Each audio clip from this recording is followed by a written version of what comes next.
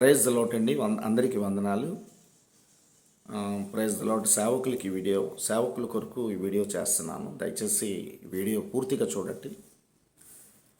ఈ సమయం ఇచ్చిన నా దేవాదేవుడికి కూడా కోట్లాది వందనాలు.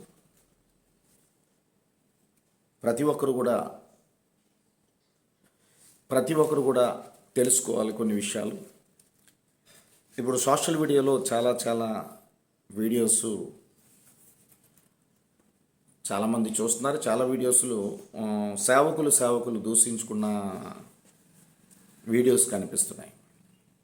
ఎవరో సేవకుడు అన్యాయంగా అక్రమంగా డబ్బు సంపాదిస్తున్నాడని, తన యొక్క జీవితాన్ని బయటికి తీసుకొస్తానని, ఈ అన్యాయస్తుడు ఇలాంటి వారికి మీరు సహాయం చేయొద్దని ఒక అతనేమో నీవే అన్యాయస్తుడివి అని ఇంకొక సేవకుడు అనేక రకాలుగా మాట్లాడుకుంటూ ఒకరిపై ఒకరు బురద పోసుకుంటున్నారు. నేను అంటున్నాను, దేవుడు నిన్ను వల్ల నీ పొరుగువారిని ప్రేమించాలని మార్కు సువార్త 12:31 ఉంది. పరమగీతముల్లో 8:6 ప్రేమ మరణమైనంత బలమైనది, ఈర్ష్య పాతాళమైనంత కఠోరమైనది ఉంది. మొదటి యోహాను పత్రిక 4:7-8 దేవుడు ప్రేమస్వరూపి అయి ఉన్నాడు. ఎందుకంటే ఒకరికొకరు మనం ప్రేమించుకోవాలి. దేవుడు ప్రేమస్వరూపి అయి ఉన్నాడు. ప్రేమ లేనివాడు ఆయన వాడు కాదని ఉంది. అయితే దేవుడు అన్యాయం చేసిన వాడికి నువ్వు తీర్పు తీర్చు అన్నాడా? ఆలోచించండి.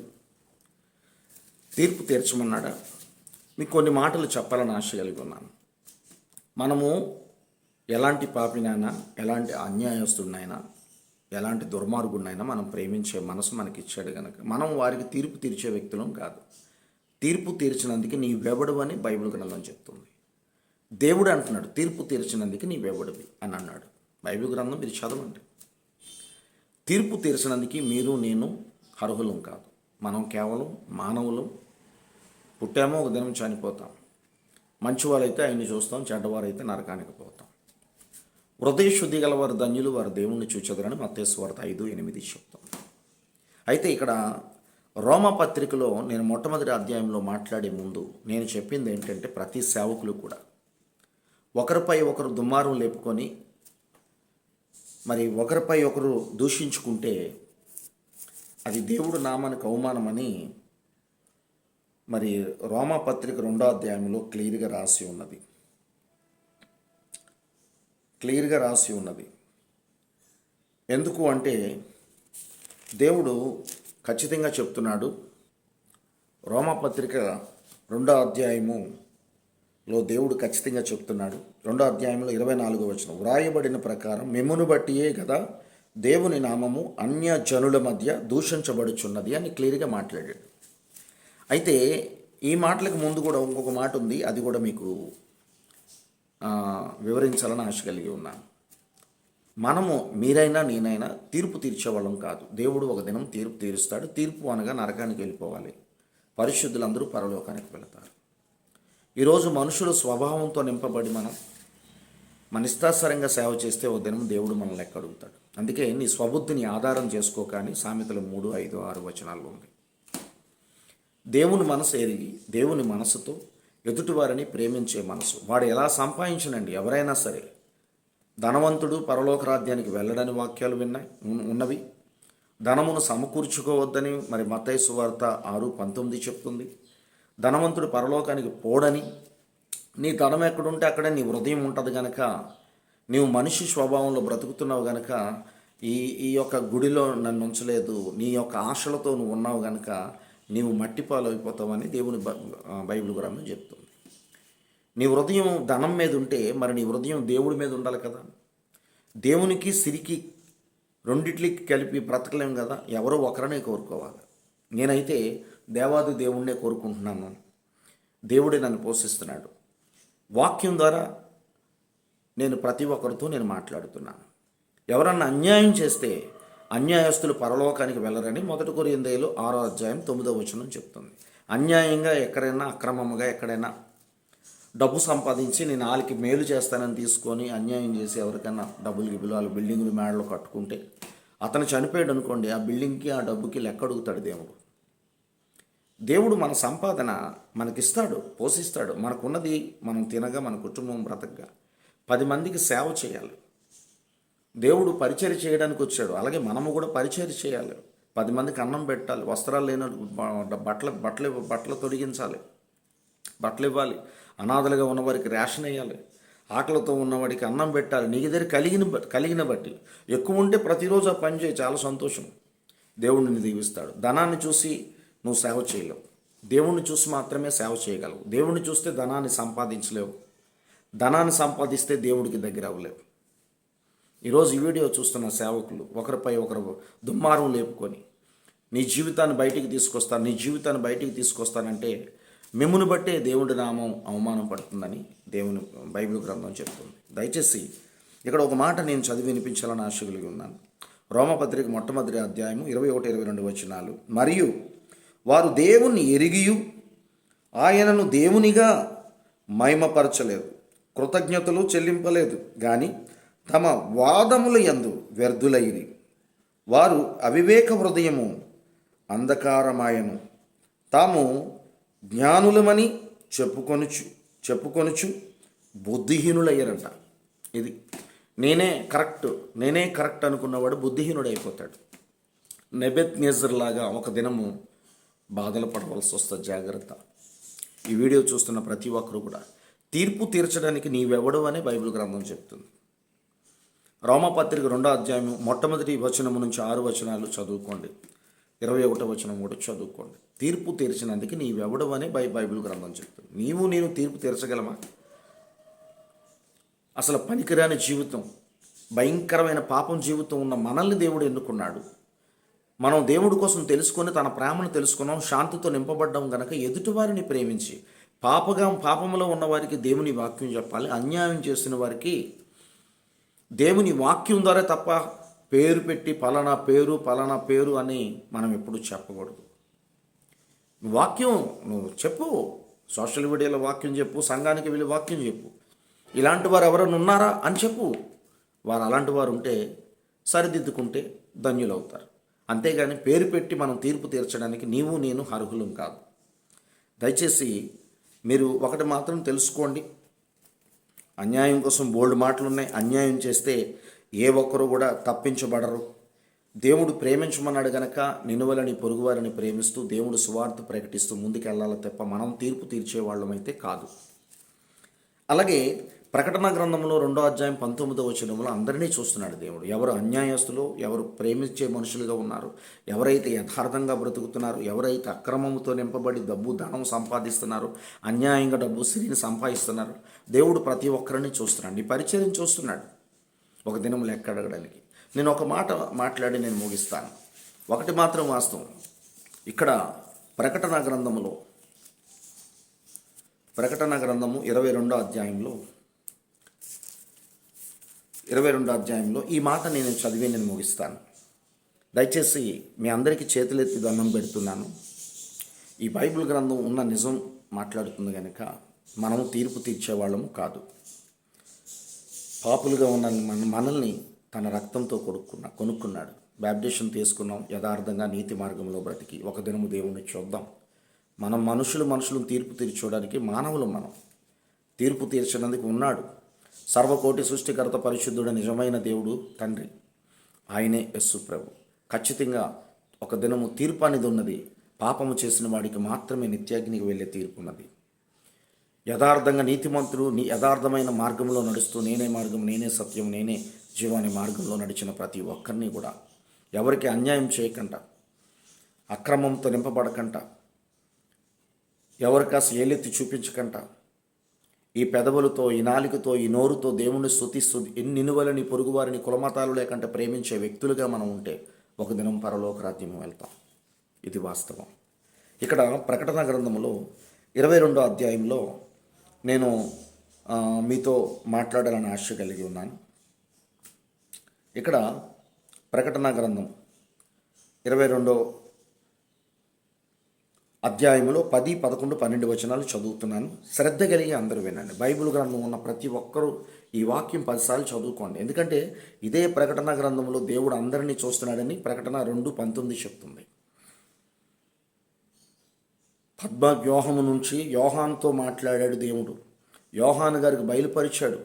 ఈ ప్రకటన గ్రంథం చక్కగా చాలా మర్మాలు రాశారు. ఏ భక్తుడు ఎలా ఉండాలో చదివేవాడు గ్రహించాలని. ఆ 7వ వచనం, మొట్టమొదటి 7వ వచనం చదువుతున్నాను చూడండి. వస్తున్నాడు ఆయన. ఇదిగో నేను త్వరగా వచ్చుచున్నాను. ఈ గ్రంథములోని ప్రవచన వాక్యములు గైకొన్నవాడు ధన్యుడు. గైకొనాలి. దేవుడు ఏం చెప్పాడంటే, పాపిని అన్యాయస్తుని దేవుడు చూస్తున్నాడు. దేవుడు మాత్రమే మార్చగలడు, తీర్పు తీర్చగలడు. ఒక పాపిని నీవు మార్చలేవు, నేను మార్చలేను. దేవుని వాక్యం నువ్వు చెప్పడమే నీ ధర్మం. ఏలెత్తి చూపించడానికి నీవు నేను అర్హులం కాదు. బ్రదర్, ఈ వాక్యం వింటున్న నీవు మీ ప్రవర్తన మార్చుకోండి. మీ వివాదాలు, గొడవలు పక్కన పెట్టండి. మనుషులు స్వభావంతో బ్రతికి తేలగారు. మీరు వాక్యం చెప్పండి అంతే. పలానా పేరు అని చెప్పొద్దు, తప్పది. నిజంగా ఆయన అన్యాయస్తుడు అనుకోండి, తీర్పులోకి వెళ్తాడు. తర్వాత తెలుసుకుంటాడు ధనవంతుల్లాగా. ఎవరైనా సరే అన్యాయం చేసిన ప్రతి ఒక్కరూ ధనవంతుల్లా యాతన పడవలసిందే. లోకాసు వార్త 16వ అధ్యాయం 23 నుంచి 25 వచనాలు చదువుకోండి. ఎవరికి అన్యాయం చేయకుండా దేవుడు కృపలో బ్రతికిన లాజరు పరలోక రాజ్యంలో ఉన్నట్టు మనం చూస్తున్నాం.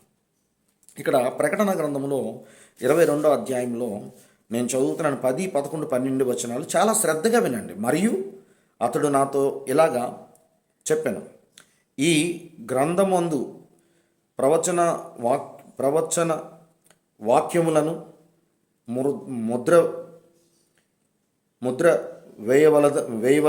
వేయవలదు. కాలము సమీపించి ఉన్నది. అన్యాయము చేయువాడు ఇకను అన్యాయమే చేయనిమ్ము. అపవిత్రుడైన వాడు ఇకను అపవిత్రుడుగానే ఉండనిమ్ము. నీతిమంతుడు ఇకను నీతిమంతుడుగానే ఉండనిమ్ము. పరిశుద్ధుడు ఇకను పరిశుద్ధుడుగానే ఉండనిమ్ము. ఇదిగో త్వరగా వచ్చుచున్నాను. వాని క్రియల చొప్పున ప్రతి వానికి ఇచ్చుటకు నేను సిద్ధపరిచిన జీతము నా యొద్ద ఉన్నది. ఇది అన్యాయం చేసి అలా చేయనియండి. దేవుడు చూస్తున్నాడు కదా ప్రతి ఒక్కరిని. ఇంకొక మాట మీతో మలాకీలో ఈ మాట చదివి నేను ముగిస్తానండి. మలాకీలో ఉంది, ప్రతి దైవ సేవకులు, ప్రతి దేవుని యందు భయభక్తులతో ఉన్న ప్రతి ఒక్కరిని దేవుడు చూస్తున్నాడు. ఇది మాత్రం వాస్తవము. ఒక దినము అయితే 2 గ్రంథాలు అయితే ఉన్నవి. ఒక గ్రంథం ప్రకటన గ్రంథం 20వ అధ్యాయంలో 12 నుంచి 15 వచనాలు చదివితే అక్కడ 2 గ్రంథాలు ఉన్నాయి. ఆ గ్రంథాల్లో ఒక గ్రంథం జీవ గ్రంథం ఉన్నది. ఒక గ్రంథములో పేరు లేని వాడికి నరకానికి వెళ్ళడానికి, నీవు ఏ తప్పులు చేసావో ఆ తప్పులని దాంట్లో రాయబడి ఉంటాయి కనుక ఖచ్చితంగా తీర్పులోకి వెళ్ళిపోతావు, తీర్పు నుంచి నరకానికి వెళ్ళిపోతావని ప్రకటన గ్రంథం 20వ అధ్యాయము 12 నుంచి ఆ యొక్క 15 వచనాలు మీరు చదువుకోండి. మరి మలాకీలో ఒక మాట మీతో చదివి వినిపించాలని ఆశ కలిగి ఉన్నాను. ఈ మాట కూడా శ్రద్ధ కలిగి వినండి. మలాకీలో మరి దేవుడు మలాకీ ద్వారా మాట్లాడాడు. 3వ అధ్యాయంలో 16వ వచనం నుంచి 17, 18 వచనాలు చదువుతున్నాను. అప్పుడు యెహోవా యందు భయభక్తులు గలవారు ఒకరినితో ఒకడు మాట్లాడుచుండగా యెహోవా చెవియొగ్గి ఆలకించును. ఈరోజు సేవకుడిగా చలామణుతున్న మీరు, అవతల వ్యక్తి కూడా సేవకుడిగా ఉన్న చలామవుతున్నాను. మీరు ఏం మాట్లాడుతున్నారో, మీ వీడియోలో ఏం మాట్లాడుతున్నారో, ఆయన వీడియోలో ఏం మాట్లాడుతున్నారో దేవుడు వింటున్నాడు. అలాగే దేవుని యందు భయభక్తులతో ఉన్న సేవకుల మాటలు, సువార్థికుల మాటలు, సాక్ష్యంగా బ్రతుకుతున్న వారు, దేవుని యందు యథార్థంగా బ్రతికిన వారు ఎంతోమంది మాటలు, భయభక్తులతో ఉన్న వారి మాటలు వింటున్నాడు. ఆ వింటూ అక్కడ ఒక మాట చెప్తున్నాడు చూడండి. మరియు యెహోవా యందు భయభక్తులు కలిగి ఆయన నామమును స్మరించి ఉండు వారికి జ్ఞాపకార్థముగా ఒక గ్రంథము ఆయన సముఖమందు వ్రాయబడి ఉండెను. నేను నియమింపు బోవు దినము రాగా వారు నా వారై నా స్వకీయ సంపద్యమయుందురు. తండ్రి నన్ను సేవించు కుమారుని కనికరించినట్లు నేను వారిని కనికరింతును. సైన్యములకు అధిపతియగు యెహోవా సెలవిచ్చుచున్నాడు. అప్పుడు నీతి గలవాడు ఎవరో, దుర్మార్గుడు ఎవరో, దేవుని సేవించేవారెవరో, ఆయనను సేవించని వాని ఎవరో మీరు తిరిగి కనుగొందురు. ఇది దుర్మార్గుడు ఎవరో అక్కడ క్లియర్గా రాసి పెట్టాడు. ఎవరు నీతిమంతులుగా ఉన్నారో, ఎవరు మంచిగా ఉన్నారో, ఎవరు చెడ్డగా ఉన్నారో, ఎవరు దేవుడి కోసం యథార్థంగా బ్రతుకుతున్నారో ఖచ్చితంగా దేవుడు చూస్తున్నాడు. దయచేసి ఎదుటి వారికి తీర్పు చెప్పకండి, తీర్పు తీర్చకండి. తీర్పు కోసం బైబిల్ గ్రంథంలో చాలా చోట్ల, కొన్ని చోట్ల రాసిపెట్టి ఉన్నది. తీర్పుకు ఖచ్చితంగా తీరుస్తాడు, ఆయన వస్తాడు ఒక దినం. ఆయన ముందు సృష్టించుకున్నాడు. దేవుడు మాట వినలేని వాళ్ళందరూ నాశనం అయిపోయారు. మరలా నోవాహు కుటుంబం ద్వారా మరలా చక్కగా దేవుడు ప్రపంచాన్ని, ప్రజలందరినీ మళ్ళీ ఆయన కృపలో ముందుకు నడిపించాడు. దేవుడు మాటలు వినక అన్యాయం అయిపోయి చనిపోతున్నారని, చనిపోయి నరకానికి వెళ్ళిపోతున్నారు పాపం చేసని దేవుడు ఆ దివిని విడిచి భూమి మీదకి వచ్చి తన మార్గాన్ని చూపించి యథార్థంగా బ్రతకండి, నాలో సత్యం ఉన్నది కానీ అబద్ధం లేదని, నీతిగా బ్రతకండి అని తన మార్గం చూపించి ఒక దినము పరలోక రాజ్యము వెళ్తావు కదా, నిత్యజీవం నేను ఇస్తానని చెప్పిన మాటలు మర్చిపోయి నీకోసం త్యాగం చేసిన సర్వకోటి సృష్టికర్త పరిశుద్ధుడిని మర్చిపోయి ఈరోజు నీవు మనుషుల స్వభావంతో బ్రతుకుతుంటే ఎలా నువ్వు రక్షించబడ్డావు? అసలు నీవు సేవకుడివేనా అనే మాట దేవుడు అడుగుతాడు ఒక దినం. నీవు సేవకుడివైతే అందరినీ ప్రేమిస్తావు, అందరి కొరకు ప్రార్థిస్తావు. ఒక దినము తీర్పు దినం ఉంది కదా, ఎడం పక్క కుడి పక్కన పెడతారు కదా దేవుడు. మత్తయి సువార్త 25వ అధ్యాయంలో ఉంది, ఎడం పక్కన ఉన్నవారు శపించబడతారని. మత్తయి సువార్త 25వ అధ్యాయంలో 41వ వచనం, సాతానుతో పాటు శపించబడి నరకానికి వెళ్తాడని క్లియర్గా ఉంది కదా. అదే ప్రకటన గ్రంథంలో 20వ అధ్యాయం 14-15 ప్రకారం అది రెండో మరణం అని క్లియర్గా రాసి ఉన్నది కదా. అన్యాయస్తులందరూ కూడా సాతానుతో పాటు శపించబడి వెళ్తారని మీకు తెలుసు కదా. నిజాయితీగా బ్రతికిన ప్రతి ఒక్కరికి రెండో మరణము లేదని ప్రకటన గ్రంథము 2వ అధ్యాయం 11వ వచనం క్లియర్గా ఉంది కదా. యథార్థ హృదయులు దేవుణ్ణి చూస్తారని మత్తయి సువార్త 5:8 ప్రకారము మనకు తెలుసు కదా. నీవు సేవకుడివైతే గమనిస్తావు, నీవు సేవకుడివైతే ఖచ్చితంగా గమనిస్తావు. దయచేసి మీరు ఈ మాటలు వింటున్న మీరు ఎదుటివారికి తీర్పు తీర్చకండి. వాక్యం చెప్పండి, దేవుని వాక్యం మాత్రం చెప్పండి. ఎవరు పేరు పెట్టి మరి కూడా పలానా వ్యక్తి పలానా పేరు అని నువ్వు చెప్పేవంటే ఆ వ్యక్తికి నువ్వు తీర్పు తీరుస్తున్నావు అని అర్థం. దేవుని వాక్యం చెప్పి అందరినీ ప్రేమించి అందరూ రక్షించబడాలని. ఎందుకంటే ఇందాకలే చదివిన వాక్యము మరి మలాకి 3వ అధ్యాయము 16-18 వచనాల్లో ఆయన కనికరించే దేవుడు. ఏమో ఆ వ్యక్తి మారుతాడేమో, కనికరింపబడతాడేమో. తీర్పు తీర్చినందుకు మనమెవరమండి? అంతా దేవుడి చేతిలో ఉంది. ఇప్పుడు అన్యాయంగా సంపాదించాడు యోధ, ఏమైపోయాడు ఆలోచించండి. అన్యాయస్తులు పరలోకానికి పోరు. దయచేసి మీకు చేతులెత్తి దండం పెడుతున్నాను, ఒకరిపై ఒకరు తీర్పు తీర్చుకోకుండా దేవుని ప్రేమను ప్రకటిస్తూ తన మార్గంలో యథార్థంగా ముందుకు వెళదాం, నీతి నిజాయితీతో ముందుకు వెళదాం. మనకు కలిగింది 10 మందికి సహాయం చేద్దాం. ఈ నోటితో దుర్భాషలాడి దేవుడు నామాన్ని దూషించకండి, అన్యజనుల దగ్గర దూషింపబడనివ్వకండి. దయచేసి ఈ మాటలు వింటున్న ప్రతి సేవకుడు కూడా ఈ మాటలు వినండి. దయచేసి నేను అన్యాయము ఎవరైతే చేస్తున్నారో వారి కోసం మాత్రం మాట్లాడాను కనుక మీ మనసు మార్చుకొని ఈ రోజు నుండి ఎవరు ఎలా పోతే నేను ప్రార్థన చేస్తాను. ప్రభువా వారందరినీ రక్షించు ప్రభువా, అన్ని దేశాల ప్రజలను రక్షించు ప్రభువా, ఇండియాని కాపాడు ప్రభువా, బాబు సేవకుల్ని స్వార్థికుల్ని సంఘబిడ్డల్ని సాక్షులకు బ్రతుకుతున్న అందరినీ కాపాడు ప్రభువా, హిందూ ముస్లిం క్రిస్టియన్ బతుకుతున్న ప్రతి ఒక్కరిని రక్షించు ప్రభువా అని మనం ప్రార్థన చేద్దాం. దేవుడు బిడ్డలుగా మన కర్తవ్యాన్ని నెరవేర్చి ఒక దినం ఆయన్ని చూద్దాం. God bless you all. Praise the Lord.